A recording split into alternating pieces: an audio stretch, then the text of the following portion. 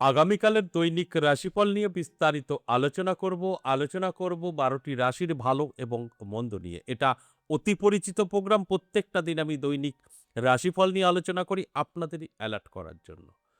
আগামীকাল ১৬ মে শনিবার, ফল হারিণী অমাবস্যা তিথি এবং ভরণী নক্ষত্র, সৌভাগ্য যোগ ও জন্মরাশি মেষ। এবার ১২টি রাশিকে নিয়ে বিস্তারিত আলোচনা করব। কোন, কোন দিক থেকে ভালো, কোন, কোন দিক থেকে খারাপ সবটাই বোঝানোর চেষ্টা করব এবং অ্যালার্ট করার জন্য। কারণ কানে শুনে আপনার কিছু বদলাবে না যতক্ষণ না আপনি আপনার জীবনে এপ্লাই করবেন। যে কারণে অ্যালার্ট কথাটা আমি ব্যবহার করি।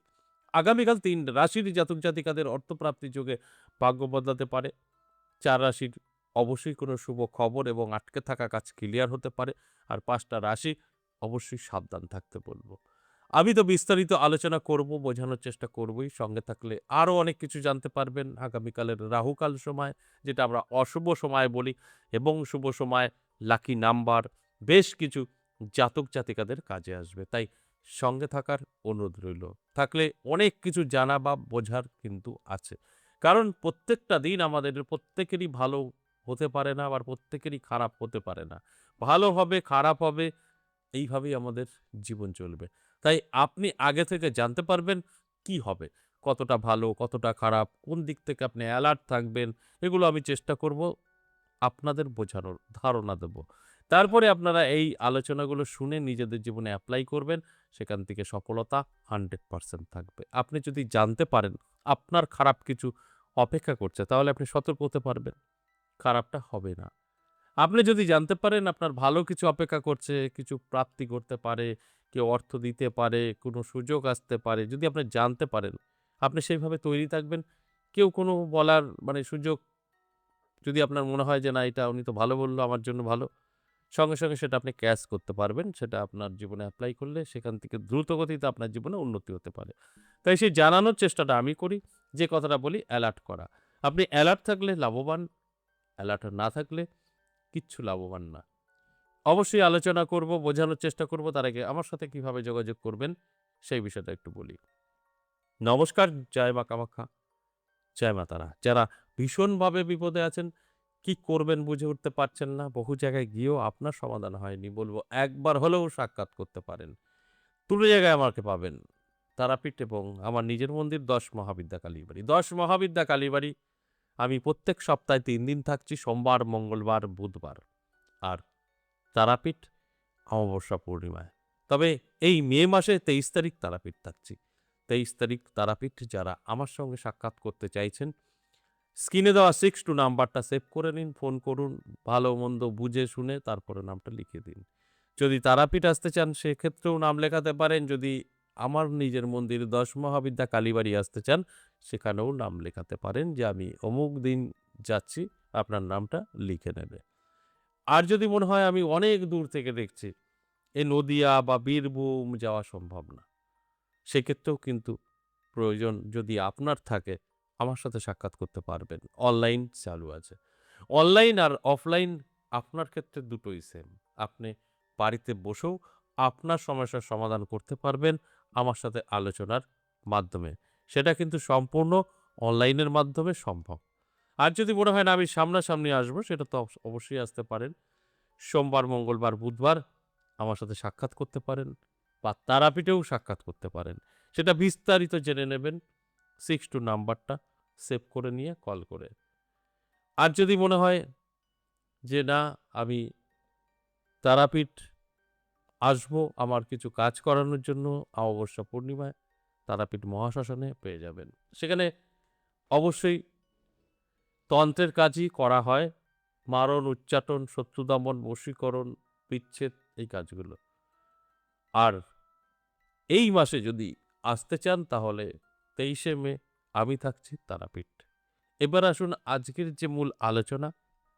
আজকের আলোচনা দৈনিক রাশিফল, মেষ থেকে মীন, আমি ১২টা রাশিকে ধরে আলোচনা করব। কোন রাশির ভালো, কোন রাশির খারাপ বোঝানোর চেষ্টা করব। তার মধ্যে থেকে আপনি বেছে নেবেন কোনটা আপনার রাশি।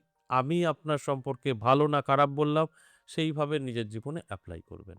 যদি ভালো বলি অবশ্যই চোখ কান খোলা রাখবেন। যদি খারাপ বলি তাহলে সেটা নিজেকে গুটিয়ে রাখবেন। দেখবেন আপনার ভালো বলি আর খারাপ, আপনি নিজেকে সেফ রাখতে পারবেন। তাহলে আসুন এক, এক করে সেই রাশিগুলো নিয়ে আলোচনা করি। মেষ রাশির জাতক জাতিকাদের মধ্যম থাকবে ভালো এবং মন্দ নিয়ে। শরীরের যত্ন নেবেন, রিচ খাবার থেকে দূরে থাকবেন। ইনকাম থাকবে, স্বাস্থ্য বললাম আপনার হাতে কিছুটা নির্ভর করবে এবং মান-যশ খ্যাতিও বাড়তে পারে। সম্পর্ক কিছুটা ফাটল ধরতে পারে। ভালো এবং মন্দ মিশ্রিত ফল পাবেন মেষ রাশির জাতক জাতিকারা। তাই অ্যালার্ট থাকুন। কন্ট্রোল করতে পারবেন টোটালটাই ভালোভাবে। আপনার ভালোটা করে নিতে পারবেন না। বৃষ রাশির জাতক জাতিকাদের প্রাপ্তিযোগ হঠাৎ ভাগ্য বদলাতে পারে। নানা দিক থেকে কিন্তু অর্থ আকর্ষিত হয়ে আসতে পারে। এটা কিন্তু ভালো, পজিটিভ। তাই এক্ষেত্রে আমি বলব অ্যালার্ট থাকুন, চোখ কান খোলা রাখুন। মিথুন রাশি। মিথুন রাশির জাতক জাতিকাদের সাবধান থাকতে বলব। হঠাৎ করেই আপনার কিন্তু ক্ষতির সম্ভাবনা। কেউ না কেউ আপনাকে ডিস্টার্ব করতে পারে, কিছু অর্থ নষ্ট করে দিতে পারে, শত্রুতা করে। তাই এটা আপনি অ্যালার্ট থাকলে আটকাতে পারবেন, আর অ্যালার্ট না থাকলে এগুলো কিন্তু আপনার সাথে ঘটবেই। কর্কট রাশি ভালো সময়। যেকোনো জায়গা থেকেই হোক না কেন কিছু অর্থ এসে ধরা দিতে পারে, অর্থপ্রাপ্তি যোগ। তাই হিসাব করে আপনাকে চলতে হবে। আপনার যদি কর্কট রাশি হয়ে থাকে সময়টা কিন্তু মানে শুভ এবং সময়টা আপনার জীবনের পরিবর্তন ঘটাতে পারে। এই শুভ সময় নিজেকেও একটু ব্যস্ত রাখার চেষ্টা করুন। দেখবেন আমার কথাগুলো আপনি সম্পূর্ণভাবে মিলিয়ে নিতে পারবেন। সিংহ রাশির জাতক জাতিকাদের ক্ষেত্রে বলব, আপনার কিছু শুভ খবর আসতে পারে, আটকে থাকা কাজ ক্লিয়ার হতে পারে এবং বন্ধু-বান্ধবী দ্বারা উপকৃত হতে পারেন। এগুলো সবটাই পজিটিভ। অ্যালার্ট থাকুন, দেখবেন আপনি বুঝতে পারবেন আপনার কি করণীয়।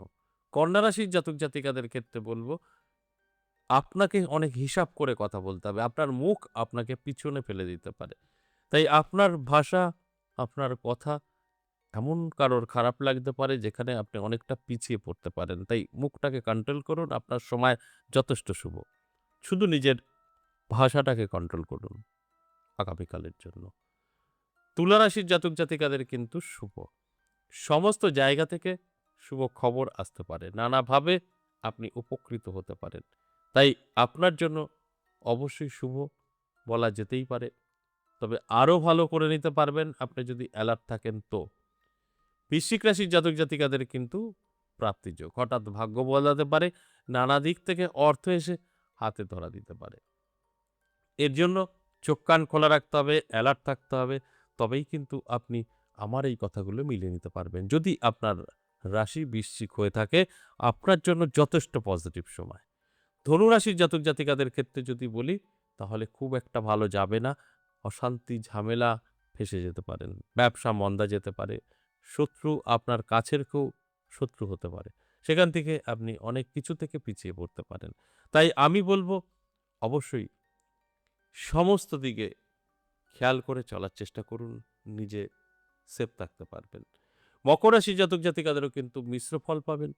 ভালো এবং মন্দ মিশিয়ে। তবে খারাপ দিকগুলো এড়িয়ে চলার চেষ্টা করুন।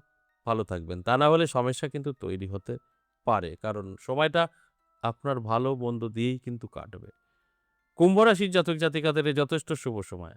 আপনার জীবনে কোনো সুযোগ আসতে পারে, নতুন কোনো যোগাযোগ তৈরি হতে পারে, আটকে থাকা কাজ ক্লিয়ার হতে পারে। এগুলো পজিটিভ। তাই নিজেকেও পজিটিভ রাখার চেষ্টা করুন। সর্বশেষ মীন রাশি। মীন রাশির জাতক জাতিকাদের স্বাস্থ্য সাথে নাও দিতে পারে। অন্যান্য দিক থেকে যথেষ্ট শুভ। শুধু বলব শরীরের যত্ন নিন, রিচ খাবার থেকে দূরে থাকুন। অনেকটাই ভালো থাকবেন। এই যে এতক্ষণ আলোচনা করলাম, মেষ থেকে মীন ১২ টি রাশি, সবটাই কিন্তু ওভারঅল একটা প্রেডিকশন।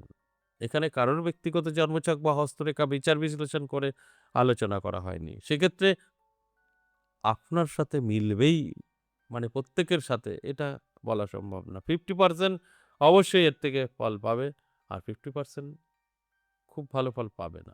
এটা আমি প্রত্যেকটা আলোচনায় বলি। এবার আসুন আগামীকালের রাহুকাল সময়, যে সময়টা আমরা অশুভ বলে থাকি। আগামীকালের অশুভ সময় রাহুকাল সকাল ৮টা ১৫ মিনিট থেকে সকাল ৯টা ৫৪ মিনিট। সময়টা রাহুকাল। এছাড়া সারাটা দিন শুভ। এবার আসবো লাকি নাম্বার। আগামীকালের লাকি নাম্বার ৮, ৬, ৪, ৩ এবং ৫। এটা 12টি রাশির জন্যই প্রযোজ্য। আশা করি বুঝতে পেরেছেন। আজ এ পর্যন্তই, আবারও আসবো নেক্সট ভিডিও নিয়ে। ততক্ষণ ভালো থাকুন। নমস্কার।